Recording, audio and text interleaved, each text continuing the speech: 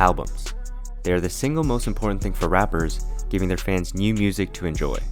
This, of course, is pretty obvious. Putting out new music and doing what you're passionate about is the number one thing for rappers to do because it's their job.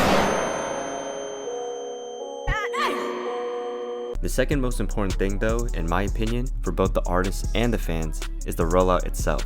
Album rollouts have been a thing not only to help get more people to listen in when the album actually drops, but it also gives the fans much more hype and support during the days leading to its release. Additionally, it gives artists another aspect to display their creativity and meaning behind the album apart from their singles or their albums. We're going to be looking at 4 different rap albums that had some of the most creative and hype rollouts, starting with Playboi Carti's I Am the Music!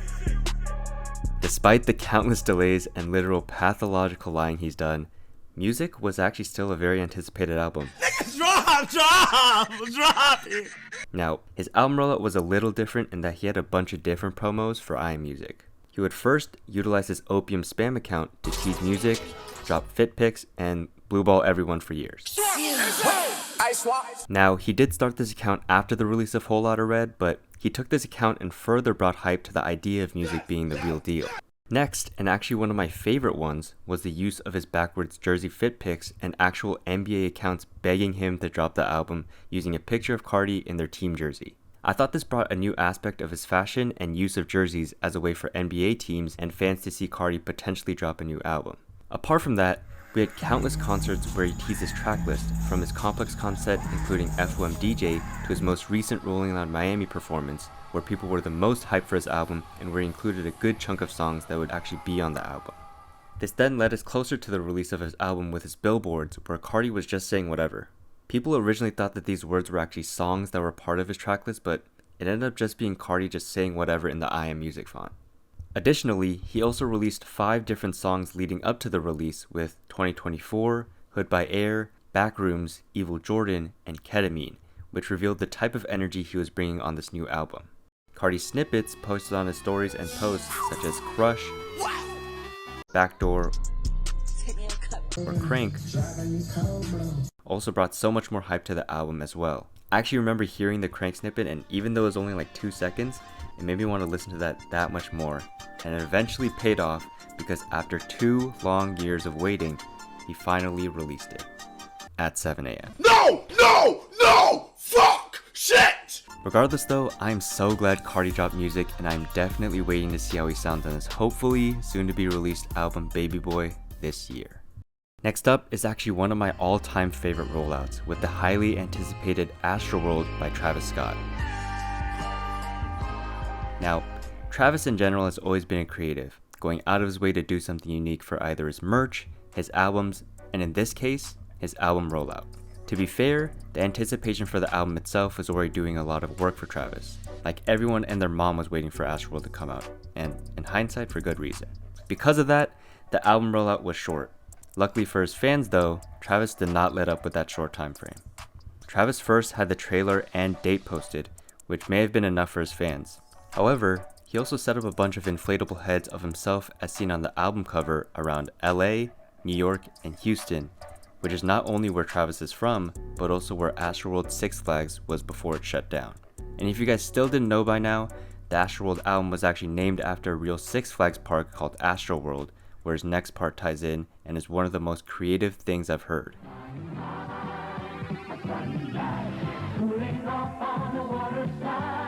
Travis had a pre-release party for this album, where he rented out a Six Flags for the entire duration for like 1,000 people.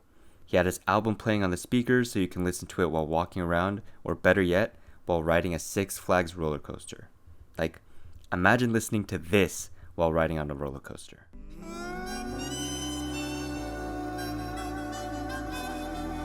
This is not only fire to listen to a Travis Scott song early at an amusement park, but to be able to tie it to his album, which is about a Six Flags park in Houston, and playing it at a Six Flags is one of the most creative ideas to utilize.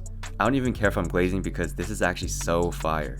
I think it'll be a while before something like that will even be topped, if I'm being honest. Next up, we have Childish Gambino's Because the Internet. His rollout was a little more different than a lot of rappers would even attempt to do. To start off, his entire presence up until the release of the album was this character called The Boy. He acted a little different and wore the same clothes to all his interviews and appearances. Then, there were teasers and trailers for the Clapping for the Wrong Reasons short film that was supposed to be a supplement to his Because the Internet album. He previewed the music that was supposed to be on the album and tied in the themes of loneliness that were in the album to the show as well. Now, this is where the creativity started to shine. Making an entire film off the album to not only promote it, but to actually have a story that follows the album as well, is something that not many artists even do today. He released a screenplay as well, following up on the Clapping for the Wrong Reasons, that served as a more complete story for the album. Instagram posts of the Residence Inn notes with Gambino opening up about his fears and thoughts at that moment was also eye-opening for people who follow Donald Glover and how even he has the same fears that we do. It revealed him to be a down-to-earth and grounded person, with ideas that others could relate to as well. And then, days before the album, the 3005 music video dropped, which ended up being the most popular song of the album that even got radio play. A couple days after, the long-awaited Because the Internet dropped, garnering positive reviews and commercial success overall. His creation of The Boy and tying the concepts into multiple forms of media shows how intricately planned and well thought out this experience was and proves why he deserved that Grammy nomination for this album. And lastly, we have the Life of Pablo rollout that Kanye West did. Kanye has no shortage of creativity when it comes to both his albums and the ways he promotes his music. The Donda rollout had listening parties where he continued to change how the music sounded and had interesting set designs that went into the themes of the album as well. There was also the 50 Cent beef he had earlier in his career, where Graduation ended up outperforming Curtis and changing the rap culture during that opening day. Of course though, we have to talk about that Madison Square Garden preview he did for Life of Pablo, playing his music while also having Pusha T, Travis Scott, Kid Cudi, and so many other artists with him to listen along. We even get this iconic scene. Hold up, Thug wanna play some new shit.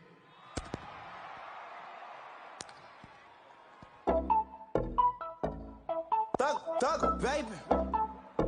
Fuck all that, let's get to it. What does Shawty say? She suck on that dick on the plane and I just call her ahead.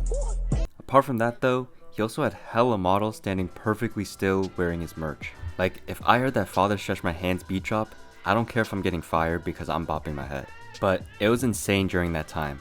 This was also around the time where the holy grail of fashion at the time was released, Yeezys. Pairing these with the music teasers for this album was a recipe for success. He was able to garner so much hype for the album that even his delays and lies about the album were cleared once this album came out. And even with the album's release, Kanye still decided to continue to refine the album by tweaking certain parts of the albums and songs until he was completely satisfied, which is something I think was unique, even if it might have been seen as lazy. These four artists have some of the most creative album rollouts that have yet to be topped in my opinion. The creativity and not only having a unique rollout, but actually having it all tied into the album is something that is unforgettable for music listeners. It's actually no wonder why the albums themselves were actually so well received by the time it was actually released, making for the perfect display of each of their arts.